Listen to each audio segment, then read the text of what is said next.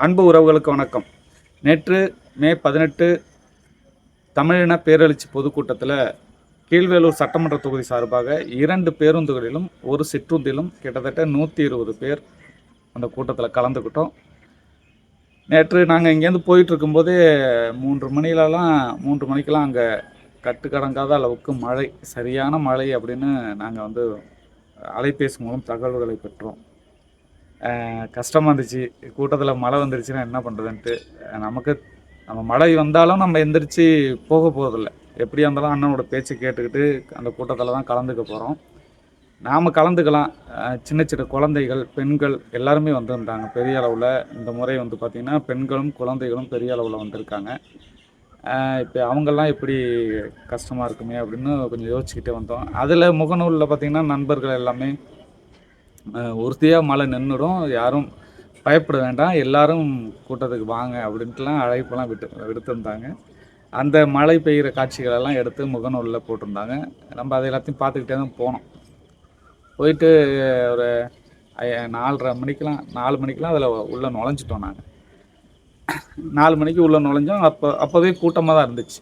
நாங்கள் போகும்போதே அங்கே நல்லா கூட்டமாக இருந்துச்சு. இருக்கைகள் எல்லாம் பின்னாடி தான் கொஞ்சம் இருந்துச்சு தவிர முன்னாடியெல்லாம் போகிறதுக்கு வழி இல்லை. முழுக்க சேறு, கீழே எல்லாம் சேறு. அந்த சேற்றை தாண்டி தான் உள்ளே போய் எல்லோரும் இருக்கையில் அமர்ந்துருக்காங்க. அதையெல்லாம் பார்க்கும்போது கொஞ்சம் சிரமமாயிடுச்சு தவிர கூட்டம் குறையலை. நாங்கள் போன பிறகும் பேருந்துகள் வந்துக்கிட்டே இருந்துச்சு. பேருந்துகள், சிற்றுந்துகள் வந்துக்கிட்டே இருந்துச்சு. இதை தாண்டி உள்ளூர் மக்கள் எந்த அளவுக்கு பங்கெடுத்துக்கிட்டாங்கன்னு நம்ம பார்க்கும்போது பெரிய அளவில் பங்கெடுத்துருக்காங்க. அதை நம்ம எப்படி சொல்கிறோம்னா, இருசக்கர வாகனங்கள் நிரம்பி இருந்தது. மேடைக்கு அருகில் இருக்கிற அந்த பார்க்கிங்கில் பெரிய அளவில் இருசக்கர வாகனங்கள் நிறைஞ்சிருந்துச்சு.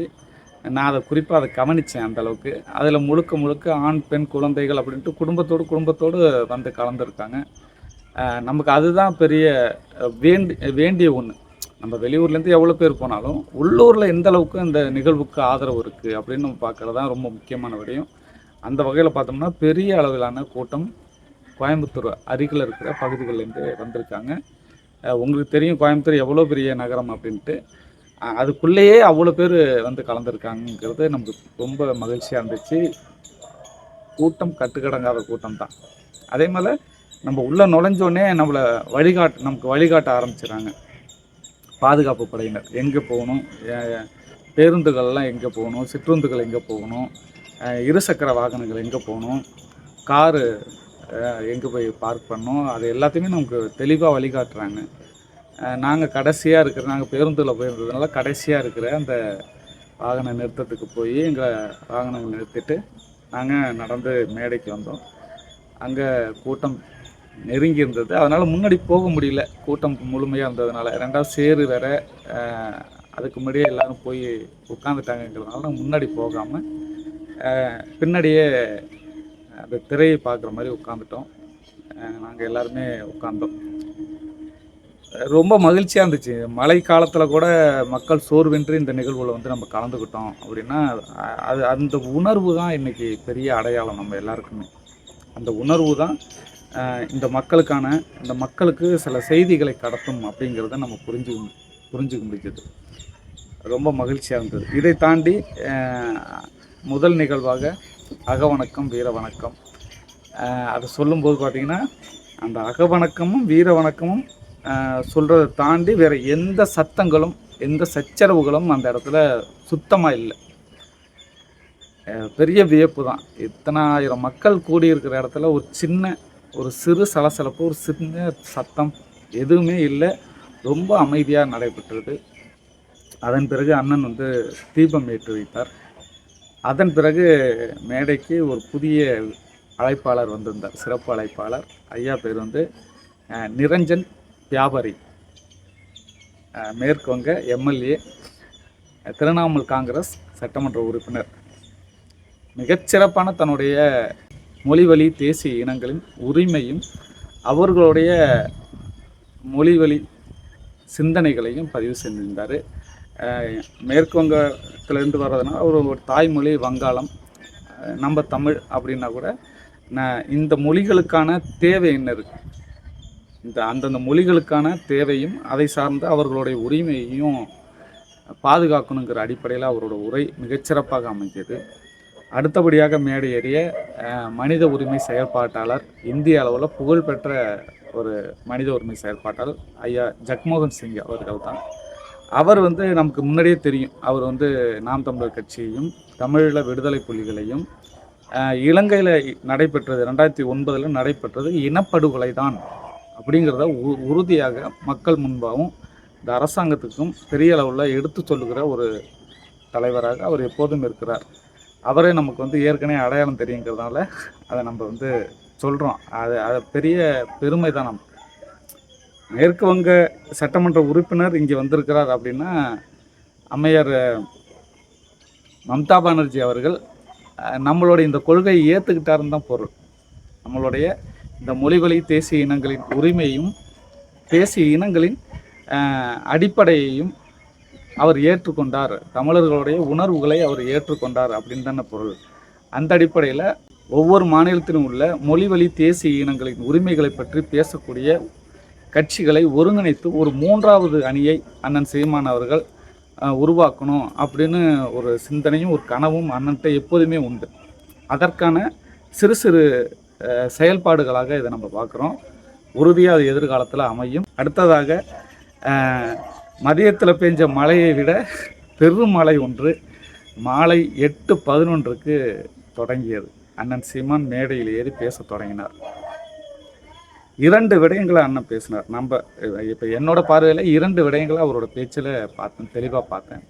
ஒன்று, இலங்கையில் நடைபெற்ற போர் அது ஒரு இனப்படுகொலை அப்படிங்கிறத நோக்கியும் அவர்களுக்கான தீர்வாக ஒரு பொது வாக்கெடுப்பை இந்த உலகம் நடத்த வேண்டும், ஈழ மக்களிடம் ஒரு பொது வாக்கெடுப்பை நடத்த வேண்டும். நீங்கள் இலங்கை அரசோடு இணைந்து வாழ்கிறீர்களா அல்லது உங்களுக்கென்று தனித்தமிழீழம் வேண்டுமா அப்படிங்கிற 2 விடயம்தான். இலங்கை அரசாங்கத்தோடு இணைந்து வாழ்கிறீர்களா அல்லது உங்களுக்கென்று ஒரு தனி நாடு வேண்டுமா அப்படிங்கிற ஒரு பொது வாக்கெடுப்பை தமிழீழ மக்களிடம் நடத்த வேண்டும். அந்த வாக்கெடுப்பின் அடிப்படையில் அவர்களுக்கான தீர்வை இந்த உலகம் அமைத்து கொடுக்க வேண்டும் அப்படிங்கிறது தான் அண்ணன் சீமானோட குரலாக முதல் குரலாக இருந்துச்சு. அதே போல் 2009 இலங்கையில் நடைபெற்றது ஒரு இனப்படுகொலை என்பதை இந்த உலகம் பேரறிவிப்பு செய்யணும். சிறு சிறு நாடுகள் அதை ஏற்கிறார்கள், இந்த உலக வல்லாதிக்க நாடுகள் ஏற்கலை. ஏன் அதை ஆதரிக்க மாட்டேங்கிறாங்க? ஏன்னா நடத்தியதே அவர்கள் தான் அப்படிங்கிறது நமக்கு தெரியும். அவங்க தான் இந்த இனப்படுகொலையை செஞ்சதுங்கிறது நமக்கு தெரியும். அப்படிங்கும்போது அவங்க அதுக்கு சப்போர்ட்டாக வரமாட்டாங்கங்கிறது நமக்கு தெரியும். இருந்தாலும் நாம் அதை பேசி தொடர்ந்து கொண்டு போய்கிட்டே இருக்கணுங்கிறதுக்காக நம்ம அதை பேசணும். அண்ணன் சீமான் அவர்கள் பேசினார், மிகச்சிறப்பாக அதை விளக்கி பேசியிருந்தார். சில காணொலிகள்லாம் போட்டாங்க, அது நம்ம ஏற்கனவே பார்த்த காணொலிகளாக இருந்தால் கூட என்ன சொல்கிறது, அது ஒரு வலி. அந்த காணொலிகளை நம்ம பார்க்கும்போது நம்மளுடைய நம்ம ஒரு சாதாரணமான பிரச்சனைகள்லாம் பெரிய பிரச்சனைன்னு நினைக்கிறோம். அந்த ஈழத்து நம் தொப்புள் கொடி உறவுகள் பட்ட வலி, அவர்கள் பட்ட காயம் என்பது ரொம்ப பெருசு, எண்ணில் அடங்காது. அந்த வலியை நம்மளால் உணரக்கூட முடியாது. ஒரு முள்ளு குத்திடுச்சு, ஒரு ஒரு அறுத்துக்கிட்டோம், ஏதோ ஒரு காயம் என்றால் நம்மளால் தாங்க முடியாத வலி, துடிக்கிறோம் கடந்துக்கிட்டு. நம் பிள்ளைகளுடைய குடல்கள் மரத்தின் மீது வீசப்பட்டிருக்கிறது அப்படின்னு பார்த்தா அதெல்லாம் பெரும் வலி. அதை ஒவ்வொரு ஆண்டும் அதை பார்த்து நம்மை தேற்றிக்கொண்டு இந்த தமிழ் தேசிய விடுதலை காலத்தில் நாம் பயணிக்கிறதுங்கிறது தான் இதில் மிகப்பெரிய சிறப்பு. அதுக்கு அடுத்ததாக அண்ணன் சீமான் அவர்கள் மிக முக்கியமான பேசியிருந்தது இந்த தேர்தல் அரசியல் பற்றி. திமுக, அதிமுக, பாஜக, காங்கிரஸ் இவைகளோடு எக்காலத்திலும் கூட்டணி இல்லை என்ற அண்ணன் சீமான் அவர்களின் கொள்கை நிலைப்பாட்டில் அண்ணன் சீமான் அவர்கள் இந்த முறையும் உறுதியாக இருக்கிறார். திமுக, அதிமுக, பாஜக, காங்கிரஸ் கூட உறுதியாக கூட்டணி கிடையாது. ஏவன் என்ன வேணாலும் பேசிட்டு போட்டோம். அங்கே கூட்டணி பேசிட்டார், இங்கே கூட்டணி பேசிட்டார், பணம் கைமாறி விட்டது, சீமானை இறுக்கி விட்டார்கள், சீமானை நொறுக்கி விட்டார்கள், அப்படிலாம் பேசுவாங்க. அதெல்லாம் யாரும் கண்டுக்காதீங்க. உறுதியாக நாம் தமிழர் கட்சி கூட்டணி கிடையாது. நாம் தமிழர் கட்சி தனித்து 234 தொகுதியிலும் போட்டிடுறோம். 117 பெண்கள், 117 ஆண்கள். பொது தொகுதியில் எஸ்சி மக்களுக்கு வாய்ப்புகள், இவை எல்லாத்தையும் தொடர்ந்து நம்ம 2026லையும் கொடுக்குறோம். நம்மளோட வெற்றியை உறுதி செய்கிறோங்கிறத அண்ணன் சீமான் அவர்கள் தெளிவாக சொல்லிட்டார். இதுக்கப்புறமும் இந்த பத்திரிகையாளர்கள், இந்த அரசியல் விமர்சகர்கள், திருட்டு மொள்ளமாரிகள் சீமான் கூட்டணிக்கு போகிறார், கூட்டணிக்கு நகர்கிறார், கூட்டணியை நோக்கி போகிறார், இதெல்லாம் பேசுனீங்கன்னா உங்களோட வன்மம் தான் வெளிப்படுமே தவிர அதில் சிறிதளவு கூட உண்மை இருக்காது. அண்ணன் சீமான் அவர்கள் ஒரு முடிவு எடுத்து விட்டால் உறுதியாக நிற்பார். அதுக்கான வேலைகளை நாம் தமிழர் கட்சி தம்பி தங்கைகள் உடனடியாக ஆரம்பிக்கணும், கொண்டு போய் சேர்க்கணும். இனிமேலுக்கு அந்த மாதிரி செய்திகளை தான் நம்ம வலைவலியில் போட போகிறோம். தொடர்ந்து நாம் தமிழர் கட்சியோட கலப்பணி இந்த கேள்வியலூர் சட்டமன்ற தொகுதியில் எங்கெங்கே என்னென்ன நடக்குதுங்கிறத உறுதியாக இந்த நம்மளுடைய வெண்மணி வலைவலியில் போடுவோம். மக்கள் தொடர்ந்து தொடர்பில் இருங்க, ஆதரவு கொடுங்க. என்றென்றைக்கும் தமிழ் தேசிய அரசியல் களத்தில் நம்மளுடைய பங்களிப்பாக இந்த வெண்மணி வலைவலி இருந்துக்கிட்டே இருக்கும். நன்றி.